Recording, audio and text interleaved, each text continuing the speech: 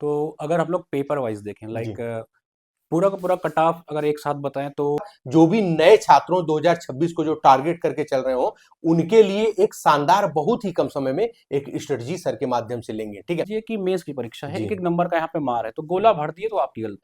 नमस्कार दोस्तों, UPPSC daily news में आप सभी लोग का स्वागत है। दोस्तों, आज हमारे सामने अभिषेक सर बैठे हैं जिनसे हम जानेंगे लगातार कि क्या आपकी 2026 के लिए रणनीति हो सकती है, क्योंकि मैंने बहुत करीब से देखा इनकी जो रणनीति है, या फिर क्योंकि सारी चीजें खुद ही करते हैं, किसी अन्य माध्यम से कुछ नहीं कराते हैं, खुद ही करते हैं, खुद ही डिजाइन करते हैं सब कुछ। और जो भी इनकी रणनीति है वो काफी शानदार हमें लगा। सर से सबसे पहले तो हम ये जानेंगे कि अभी हाल फिलहाल में बहुचर्चित आरओ की जो परीक्षा है वो मुख्य परीक्षा संपन्न हुई है। उसके संदर्भ में सर से जानेंगे कि क्या एनालिसिस सर ने किया है जो पेपर कल संपन्न हुआ है, कि क्या कट ऑफ जाने के चांसेस हैं।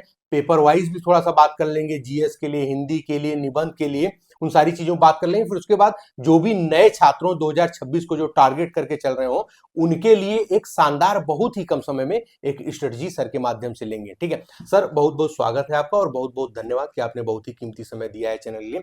सर, हमारे जो व्यूवर्स हैं, सबसे पहले हम आपसे ये जानना चाहेंगे, अभी आरओ का पेपर खत्म हुआ है, मुख्य परीक्षा, और आप थोड़ा उस पर एनालिसिस आपने क्या किया है जीएस को लेकर के। कट ऑफ को भी हम आपसे जानना चाहेंगे कि क्या आपने प्रेडिक्ट किया है कट ऑफ को, लेकिन अभी फिलहाल आप उस पर बताएं कि सब्जेक्ट वाइज क्या क्या चीजें रहे पेपर वाइज में, उसको थोड़ा डिस्कशन करें। सबसे पहले तो आपका धन्यवाद। आरओ का जो कल मेंस परीक्षा जी। हुआ है जी। उसका जो मैंने एनालिसिस किया है, तो अगर हम लोग पेपर वाइज देखें जी। पूरा का पूरा कट ऑफ अगर एक साथ बताएं तो, क्योंकि आजकल कट ऑफ का कुछ पता नहीं चलता है, नहीं क्योंकि जो चलता। जेन्युइन स्टूडेंट्स होते हैं मुझे लगता है कि कट ऑफ बताने आते नहीं है, जी। तो ऐसे गेस करना थोड़ा कठिन हो जाता है। हम्म।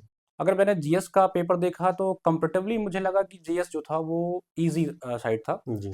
तो आप जीएस पे एक एवरेज मान के चलिए कि अगर जी। विद्यार्थी एक एवरेज मान के चलें तो 85 के आसपास मुझे लग रहा है कि अगर कोई स्टूडेंट काट पीट करके 85 पहुंच रहा है अच्छा। अच्छा। तो एक डिसेंट स्कोर है।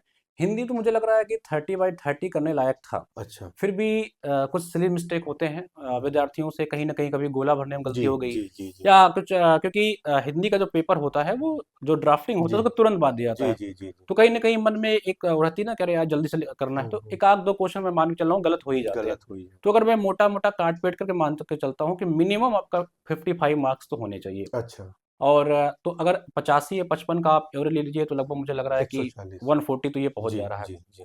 इस एग्ज़ाम का जो मुझे लग रहा है डिसाइडिंग फैक्टर होने वाला है वो निबंध वाला पेपर होगा। अच्छा। क्योंकि निबंध जो मैंने देखा, ज़्यादातर स्टूडेंट महिलाओं पे तैयार करके जाते हैं, जी। एनवायरनमेंट पे तैयार करके जाते हैं, जी। एग्रीकल्चर पे तैयार करके जाते जी। हैं। तो इस बार निबंध थोड़ा मुझे लगा कि थोड़ा अलग साइड पे था। अच्छा। और अगर निबंध में मार्किंग बहुत अच्छी नहीं होती है, मतलब अगर 65, 70 ऐसे नहीं जाता है, तो कट ऑफ जो है डाउन रहेगी।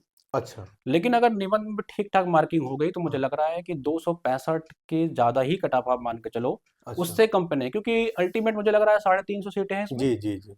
350 स्टूडेंट आपको मिल जाएँगे जी। इस परीक्षा को लेकर जी। के जी। जो 65 के आसपास जी। मार्क्स गेन कर रहे हैं। ये इतने योग्य तो है, क्योंकि हाँ, बहुत से सेंटरों में मैंने देखा बच्चे काफी गोला वगैरह गलत भर दिए, तो पहले ही बार है। मैं कह रहा हूँ आपसे हम्म। कि 6-7 हज़ार लोग मेंस जी। दिए हैं। जी। जी। तो जी। वो इस एग्जाम में एक समझिए कि मेंस की परीक्षा है, जी। एक एक नंबर का यहाँ पे मार है, तो गोला भर दिए तो आपकी गलती है वो, जी। ठीक है। जी। जी।